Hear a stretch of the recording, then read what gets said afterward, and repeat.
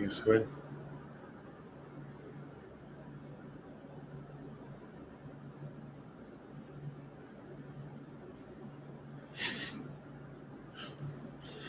Hi guys, and welcome to this Fox Telecom podcast about IT assessments.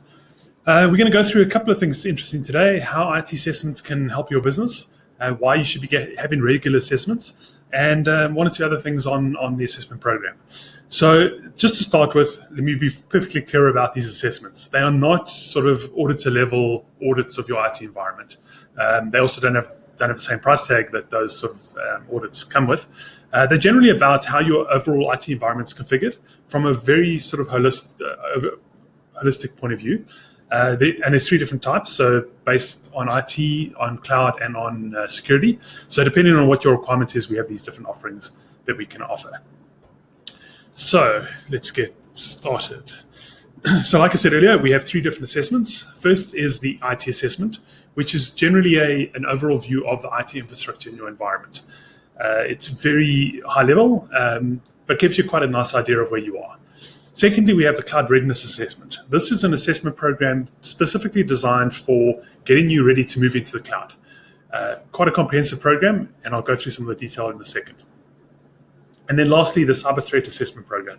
This is specifically around security and the firewalls that you're running in your environment, giving you an overall picture of how well your firewall is performing. Is it stopping threats? How many threats do you have inside your business that you don't necessarily know about? And then obviously that helps you to close those holes. So I'm going to start with the IT assessments. So what we do is we have a tool that we use. And this is just an overview of what the tool looks like. It gives an overall picture into the IT environment. You'll see that this has the four major blocks: so infrastructure, security, managed support and services, and telecommunications. So most IT sort of items fit into those blocks, and I'll show you a bit more detail just now on some of the examples of those questions. So what it does give is an overall easy to understand visual, so you can see straight away if there's a lot of red or a lot of green or a mixture of the two, and an overall audit score. So how do you rate in our world on where your IT is? And that's quite important because we use that later to benchmark where you are against your previous assessments. What we normally do with our customers is we run this as a quarterly engagement. So we do it first off for the customer, and then every quarter we run if they're a managed services customer, we run these assessments again and again and again. And that builds us a sort of a baseline and then the next month's picture. So we can keep track of the key areas that we want to highlight in the environment and where the major issues are that need to be addressed. So normally we'd obviously focus on the red ones, and then we would move into the less critical yellows, and then obviously the green one. Hopefully try and get as much green as we can.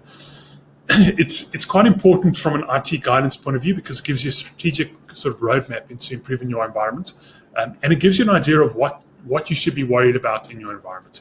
So for example, in security, do you have a web filtering option on your firewall? Do you have spam and email filtering enabled?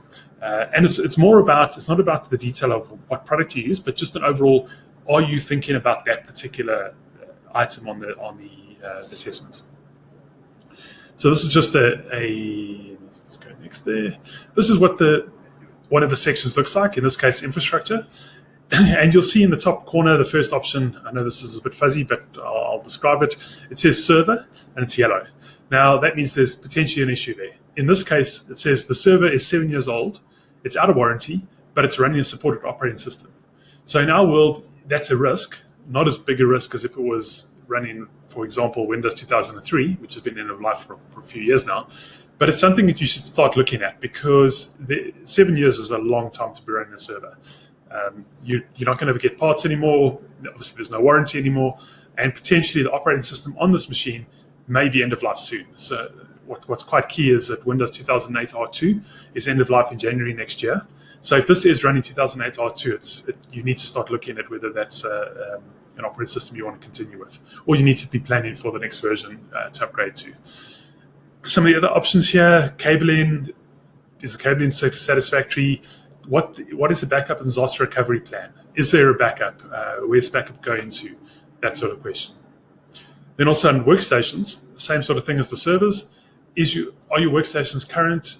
do they have the latest operating systems? Are they on an unsupported operating system? If you run an XP, that's a major red flag.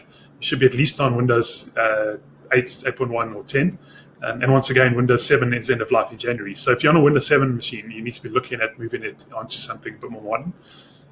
And we have some offerings that can help in that, particularly the HOS offering. The hardware as a service, which is a rental offering, that could help in that scenario. So these are the different questions. There are 27 different questions of a range of different sort of sections: security, support, and then obviously telecommunications. And that will give us an overall score. And obviously, the greener it is, the better it all for you are as a business.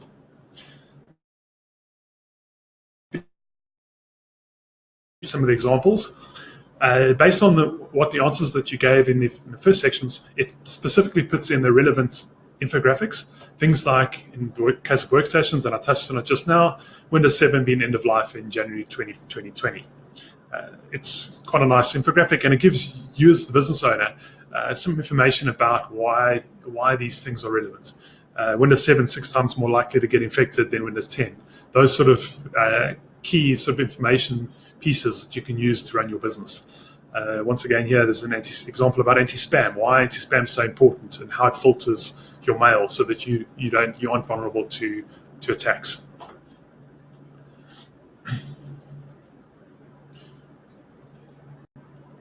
Okay. So just running through the options. So the basic assessment we do at no charge. It's no charge to the customer. All we need is an hour and a half of your time.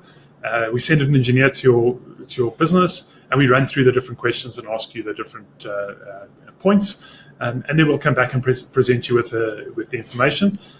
We can also present at the same time how we would suggest that it gets fixed. So what have we got that we can help you in those areas, whether it be HOS or firewalls or anything like that. If you want an advanced assessment, we offer that as well. And in that case, we run a piece of software on each device on the network, which we then talks back to a server on our side, and it gives us a complete overview of the customers of your environment. So full network device register, what it means is anything with an IP address, printers, switches, all the desktops, networks, all of that sort of thing will be pulled through. There is just one requirement that you have a Active Directory domain. We can still do it, but it's a lot more complex.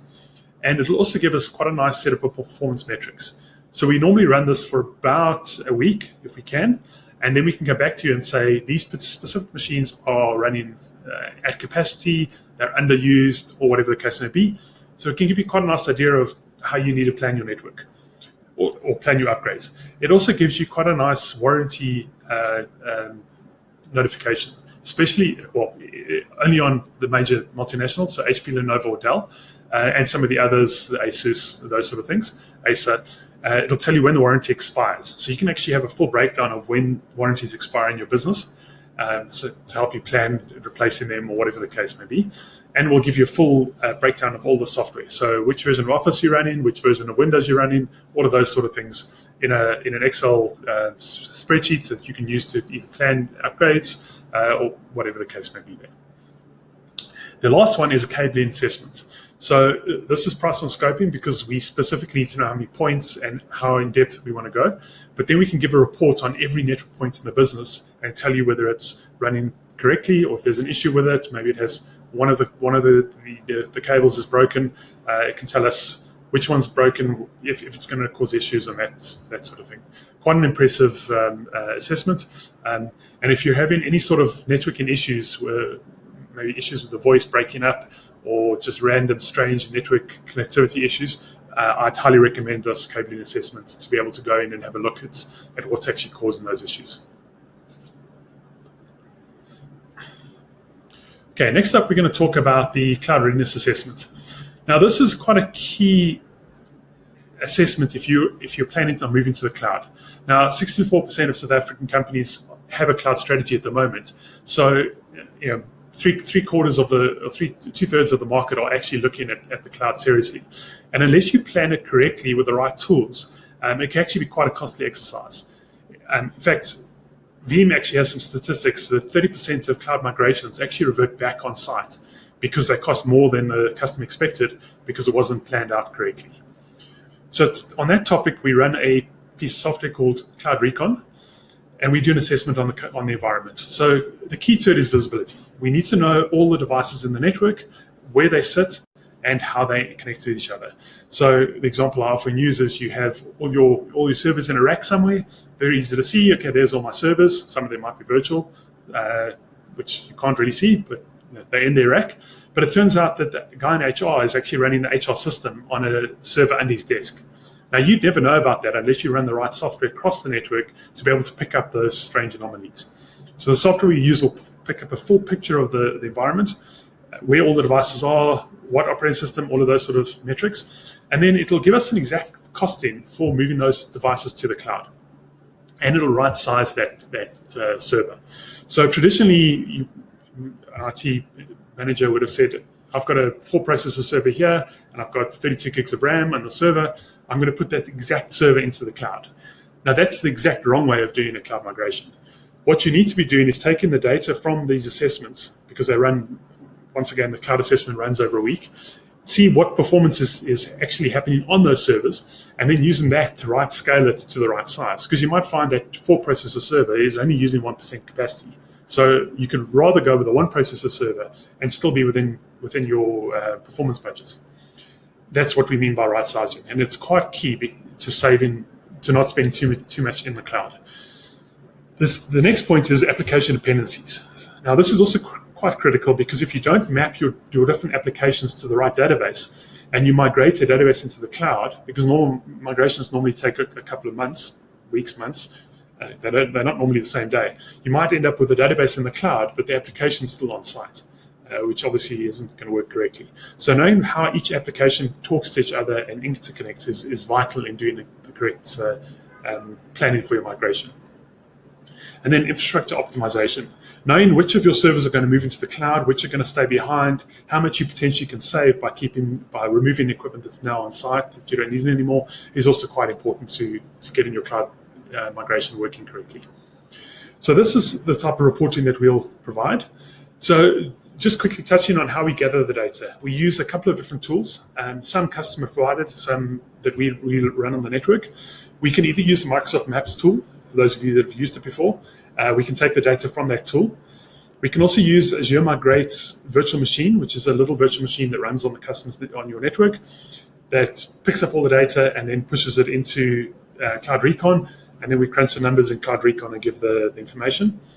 But if you're running something like System Center, ServiceNow, Team SolarWinds, those sort of applications, we can actually pull the data out of those tools and push it into Cloud Recon and get the same sort of metrics out of it and the same sort of information. So this report here, as an example, is a lift and shift report using SQL paths. So in this case, it would be Azure SQL. It gives you the breakdown for pay-as-you-go, 1 year reserved or 3 year reserved in the Azure space. Those of you that are looking at Azure, that should look relatively familiar. But it gives you the exact costing for compute, for storage, for all of those sort of things, networking, backup, so that you can plan it correctly and you know exactly how much it's going to cost. It also gives you the number of virtual machines that are going to move, because normally there'll be 1 or 2 that aren't going to move into the cloud, maybe more than 2. You might decide that based on this information that you can rationalize your service somewhat, but either way, it will give you the correct sizing for the environment. The next slide gives you an indication of an app sizing report.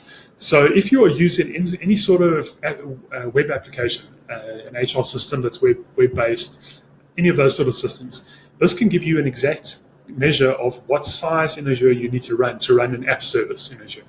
Azure offers the ability to run not just virtual machines, it offers app service, all of those sort of things.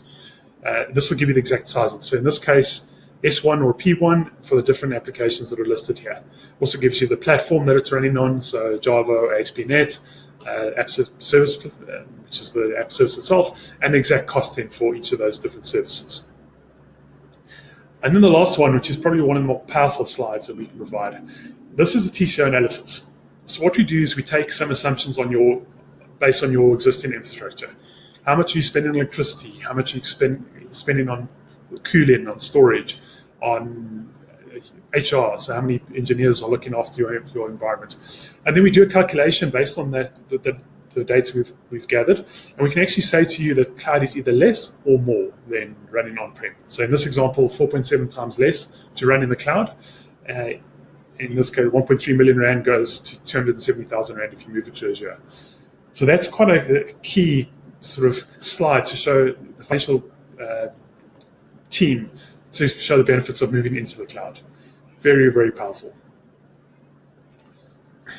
Okay, so a couple of different options on the cloud assessments. So the graphic overview that you just saw now, there's about 6 or 7 graphics that we provide. That's free of charge. So we do that assessment. We'll give you we'll come and present it and show you where the savings are, how much it's going to be. If you'd like the full report, that's 7,500 rand. It is a paid for engagement, but we will credit it if you take any of our VDC or Azure services over 7,500 rand. So if you like the actual audit, but you decide to move to a different cloud, we can provide it. But normally, if you take the services from us, you'll get that report at no charge.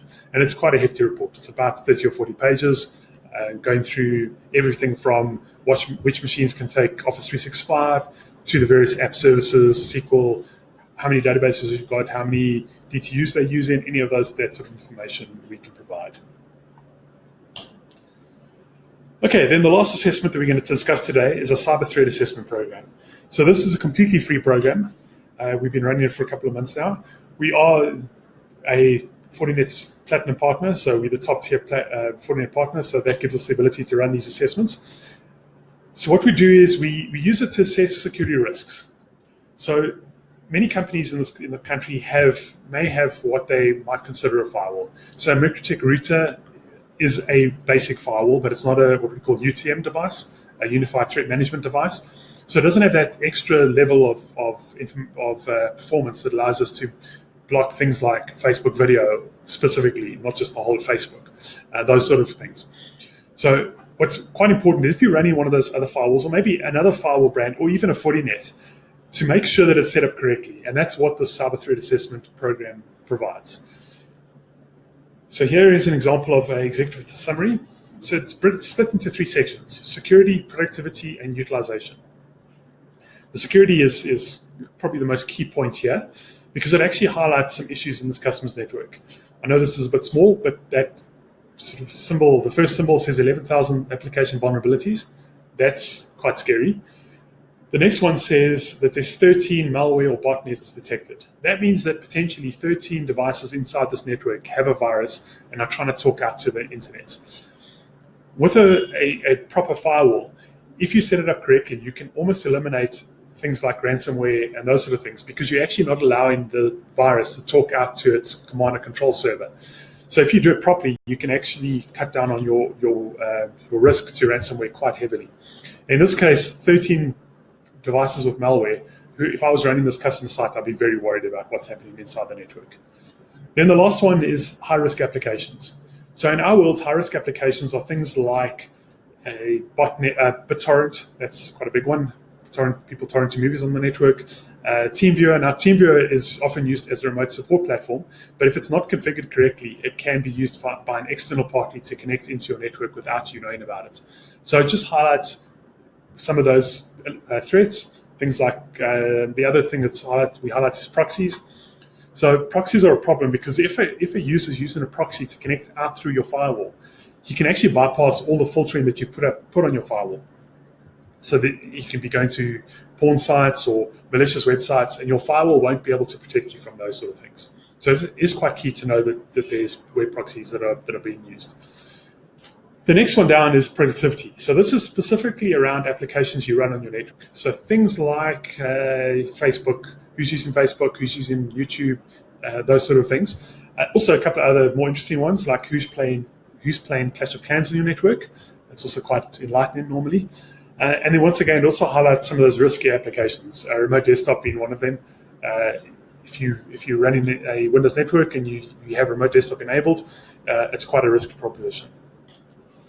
And then the last part is utilization. So this is specifically some performance metrics on how busy your firewall is, or how busy if you were to replace your firewall, what size firewall you need. We would take these into account to work out what the sizing is for that specific environment. Also gives you quite a nice graph of how much bandwidth come out the network while the CTAP program is running. So just a couple of things about the CTAP. So what we do is we actually run a physical firewall in what we call transparent mode.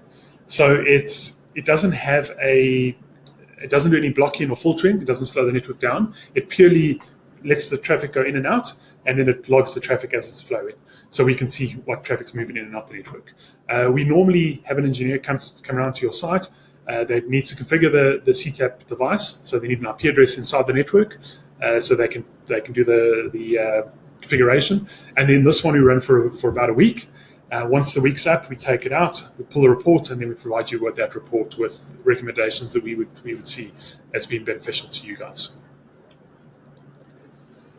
Okay, those are the three major audits.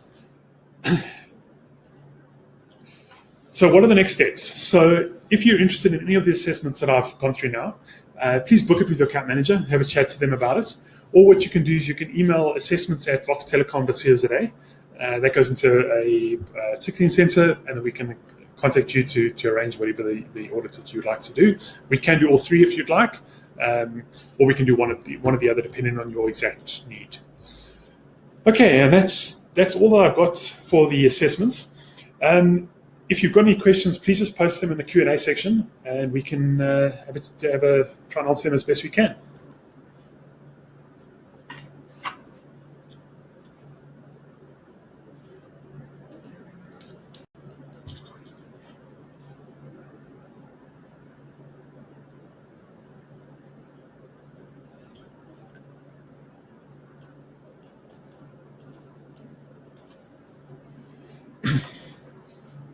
Just while we're waiting for questions, just some more information about the managed services team, which is the team that does most of these assessments. So we are a Microsoft Gold partner.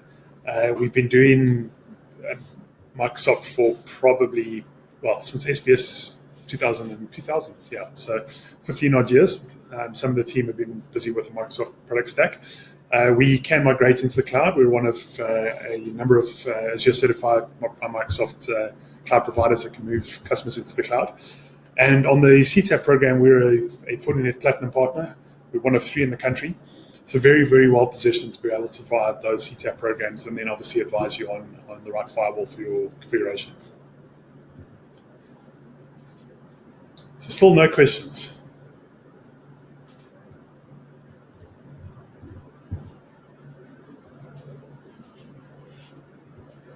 I have one here from Herman.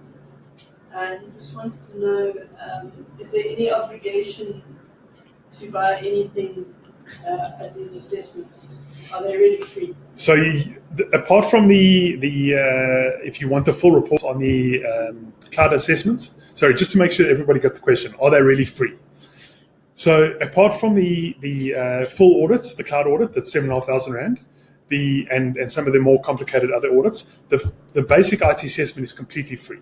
There's no obligation. We'll give you the report. We'll obviously give you some recommendations from our side, but it's completely free.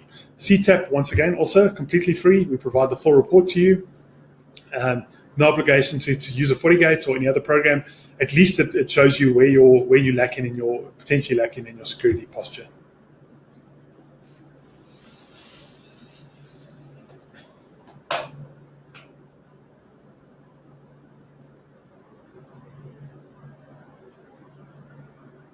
Sorry, I'm just checking the question here.